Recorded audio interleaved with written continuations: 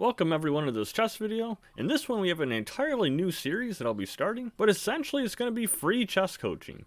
I'll leave a forum thread on chess.com, and if you post there, there's a chance that I'll go over one of your games. The whole point of this playlist is just to analyze and be very instructional, give people a little bit more tailored advice than just the generic things. But send in any games you have questions about, and we'll try and make this a learning experience for everyone. I prefer if it was annotated with your own thoughts, or at the very least some question overarching that you had for this game. But okay, let's just start analyzing the very first game here. So here we will have Orange Chess Cat, and so they begin with pawn to e4.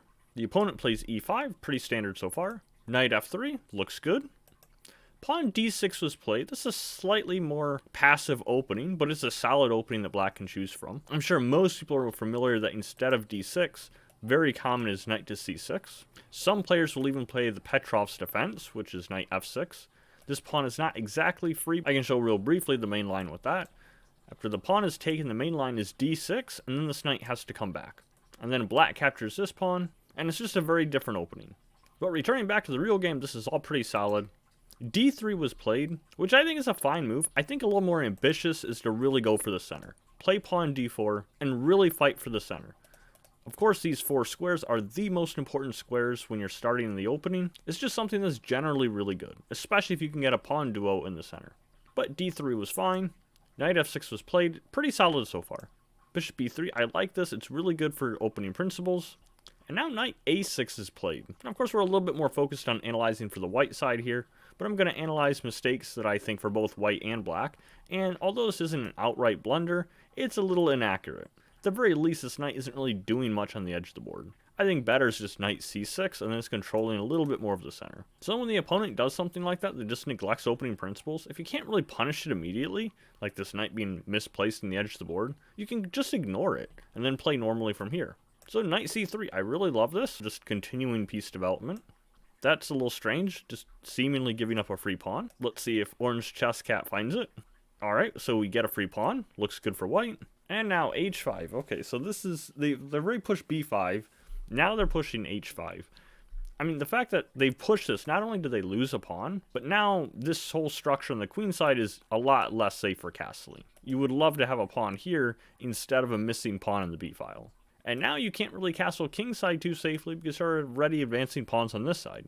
So although it's a more intermediate level, I would say, something that just definitely comes to mind is when they start pushing pawns on both sides and they're not really going to have a safe king, that's a really good indication to start opening up the center. And d4 comes immediately to mind. Let me show a sample of what could happen. Something like this, they could capture. Maybe we capture back with their knight.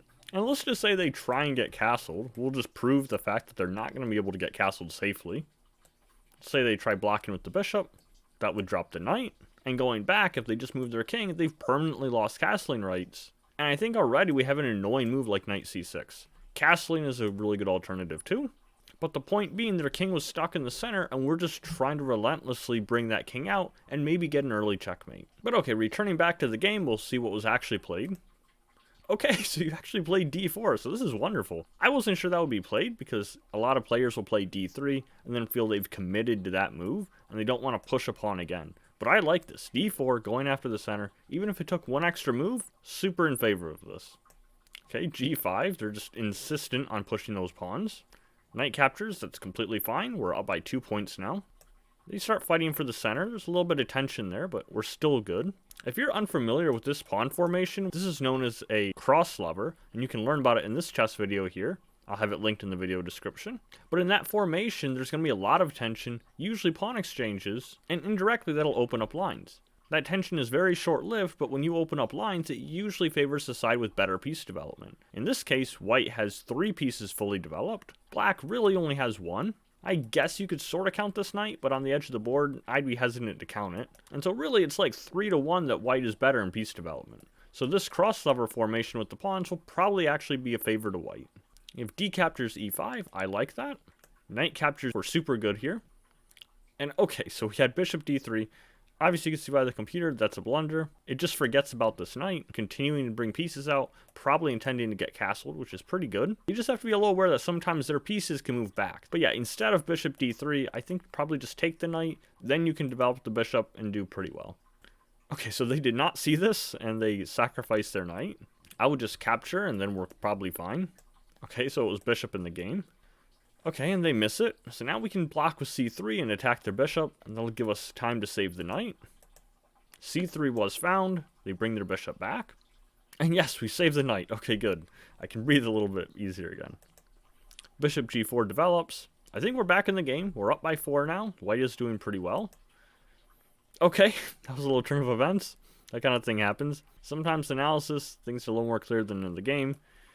Obviously, this does hang the queen. Let's see if black finds it. Yeah, okay, so they did find it, and so now we're down material. I'm guessing that was just to kind of improve the knight, and then maybe one of those situations, I'm guessing, where when you were back here, sometimes when I spend a little too long on a move, like I'll see a move idea, and then I'll reject it because I see the problem with it, and then I'll think a little too long, and then I'll forget the original reason why I rejected it, and then I'll play the move anyway and lose the queen. I don't know if that's what happened here, but it's just one of those situations where a quick blunder check would make sure that that doesn't happen. Like, if we imagine us moving here without actually playing it, we would realize that the bishop on g4 is attacking the queen. But okay, that was played. They did take. We capture back. That is good. I mean, we gave back a lot of material by losing the queen, but because of everything else, we actually still have a really good position. They play their knight back.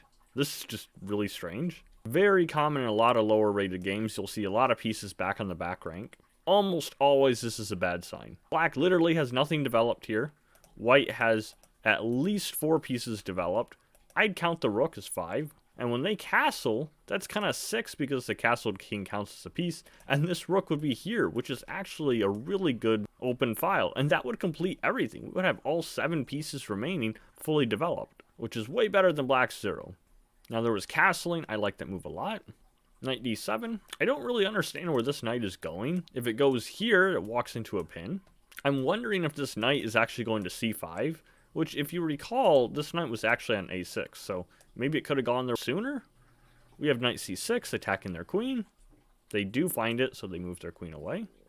Rook f to e1. I like this move. It's obviously putting a lot of pressure on the open file. Well, I guess technically it's not open. It's only half open because the pawn. But very soon it's going to be e6. This thing is going to open up. Obviously take the knight if they're allowing it. But the idea is we're going to open up the e-file and attack their uncastled king. And I want to show something really cool. You can actually play e6 in this position before the rook. Notice that this pawn actually cannot capture because this is a really surprising checkmate. The bishop controls this, and the knight actually controls the remaining squares, while the bishop controls f7. But okay, this is pretty good as well. We have rook g8, which makes sense. You're putting a lot of pressure on white's king. I imagine if this knight moves, you get the queen to g4, possible checkmate ideas. Of course, this can be defended in a few ways. Worst case scenario would be bringing the bishop back to f1, but I don't think we'll get to that. White will probably defend before then. e6, I like this a lot. We're just going to open up the e-file, get to black's king. And, okay, now they sacrifice. Black's playing ambitiously here. I mean, they sacrificed a knight on f2 much earlier in the game, and now they're just giving up a rook on g2. I like the spirit of attacking. Maybe they've been watching too many Paul Morphy games, haven't quite gotten the finesse down yet. But the problem is that after recaptured, there's just no follow-up. See, when Paul Morphy sacrifices a piece, or even worse, when Tal does so, the difference is they have many more pieces that can jump into the attack. If we look how many pieces are defending white's king, it's really just the bishop nearby. And so that's only 1 piece. Usually the opponent needs at least 2 more attackers than there are defenders if the attack is to break through. So with white having 1 defender, this bishop, that means that black would probably need at least 3 attackers if they want a chance at checkmate, or some successful attack. It's not always, but it's a general guideline. And obviously black does not have any attackers nearby on the king side, and so that's why taking on g2 is unsound from the black perspective. They really shouldn't be giving up a rook for 1 pawn, even if it exposes the king a little. Now they attack the knight. Okay, instead of moving the knight, you actually open up the e-file right away. It's kind of a counter-attacking idea. I like that. But of course, even stronger than winning the pawn with check is taking the knight with check. But okay, this is good as well. They capture, of course. That was forced. Okay, king back. Maybe you felt a little bit safer there, but once again, there are no black pieces anywhere near the white king on g2. So really, there was no need to move it back to g1. I think if we look for an improvement move, I'm immediately just thinking the pin. Just go bishop f5, pinning the knight to the queen.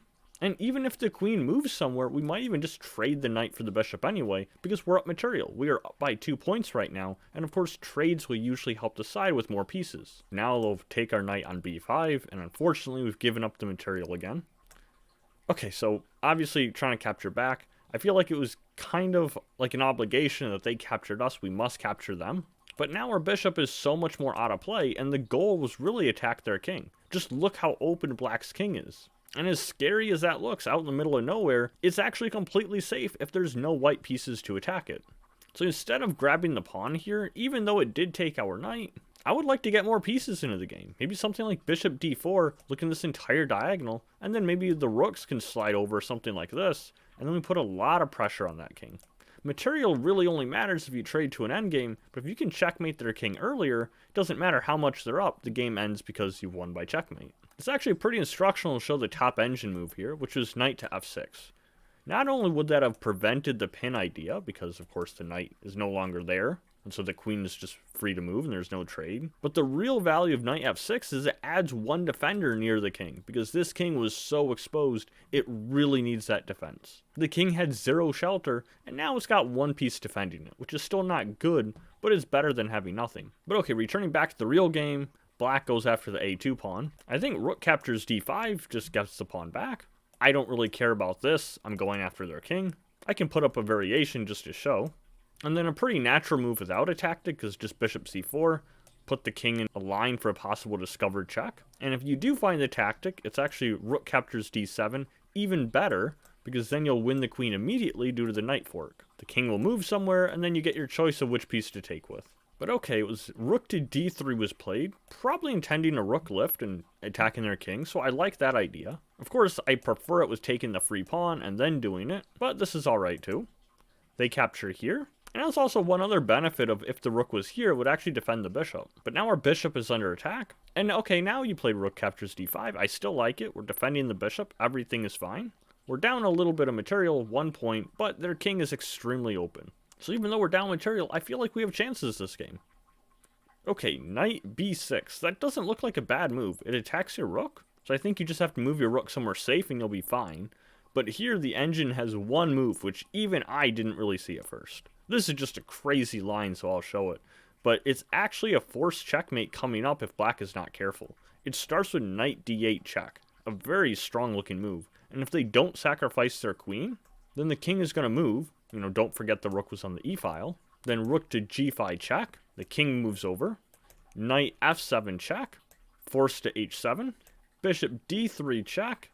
Must block with the queen. And then this is actually a checkmate. But I don't expect most people to find a mate in 5 sequence or something really long like that. But it was pretty cool that knight to d8 did exist there. I would just save this rook. We're probably okay.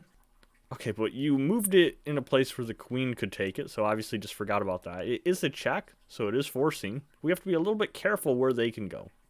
Okay, so they missed it, so now we have a chance to save our rook. Alright, a check. At least it keeps the initiative, but can't forget about this rook hanging here. Oh, that's right. Okay, so the knight can capture the bishop, so that was missed. Okay, so now we definitely have to save the rook, but it seems like both sides keep forgetting about it. Rook e4. I guess they're attacking the knight. But again, I would have just played rook to g5 check a while ago. Maybe bring in the other rook to a different square. But okay, now black finally finds it, gets the rook. We take the knight. And now they played queen g5 check. It actually would have been a forced checkmate in 2 if they actually took the bishop. Keep in mind it was defended by the rook. So usually rooks are really strong in the 7th rank. For black it would be the 2nd rank, so it would be something like this. Because very often it's a really good spot to infiltrate, and there's a lot of enemy pawns that the rooks can usually start gobbling up. But as we see here, the queen and rook combination, or even 2 rooks, can be very strong against the king. The king would be forced to move, and then this would actually be checkmate. There's a few others you could choose from, but the point is, it's mate in 2. But back to the real game, king to f1. They played a rook check. King e2, and now h4, which our king is still out in the open, but this really does nothing for the attack.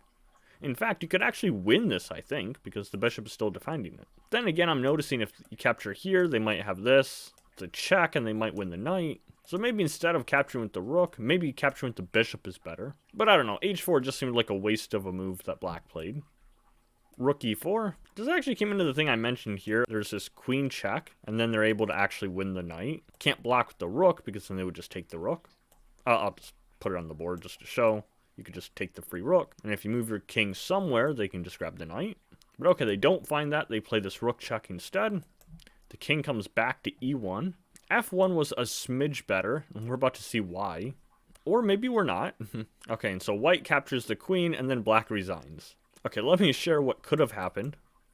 So what could have happened was queen c1 checkmate. So obviously black saw that maybe this kind of lawnmower pattern. If you imagine the bishop not here, it looks like the rook is controlling this. Getting a piece here, being a queen or rook, controls this, and it looks like checkmate. But obviously they just forgot about the bishop guarding this square.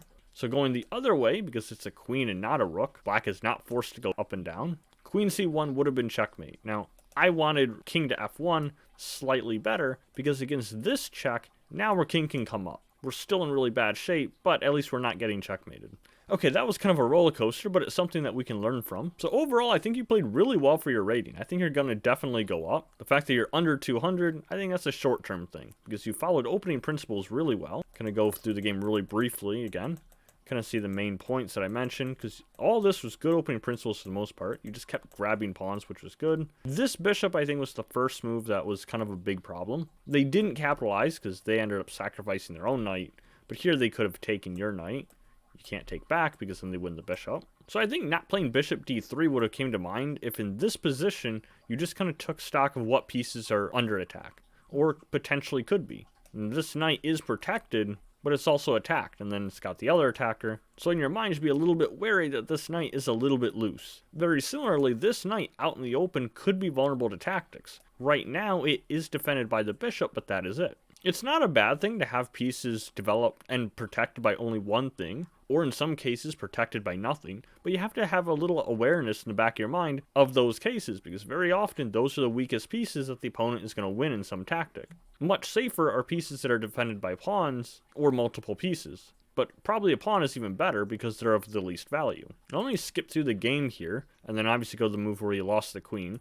I think it's very similar here, where before that move was played, we could just think, what would our opponent's next move be if we make this move? And in this case, it was knight f to d4, which it goes towards the center, and maybe you're trying to threaten black's queen long term. So positionally, it's not too bad. It just forgets about the queen. And a lot of players might chalk this up to, oh, it's a simple queen blunder, and move on, but sometimes it's a little better to think why this actually happened. Because mistakes happen to everyone, but if you can kind of unravel the thought process behind it, sometimes you can avoid these mistakes from coming up in future games. And then I think the last thing that I really want to comment on this game, kind of in line with the last two comments about the pieces hanging, was of course f5 check. Because here it is a check, but of course the queen can take it. But let's assume that their queen was not there. What was white intending to play after something like king to g6? So how would you actually defend this? Now, if you had a plan, such as bishop to d3, defending it, then that'd be like partial credit, and that's not too bad. But I know a lot of players would probably go for something like this, and then of course they would blunder the rook here. Now again, I'm assuming this queen is not here, which it is. But I'm trying to get into the mind of the players who would play these moves so they can better understand what they're doing wrong and how to correct this moving forward. But yeah, okay, that was a really good game, I thought. As mentioned, I do think the rating is going to go up, so keep practicing your chess, learning from quality resources like this channel, and I hope that this new playlist series might be helpful for a lot of people. Thanks for stopping by, everyone. I'll see you in the next chess video.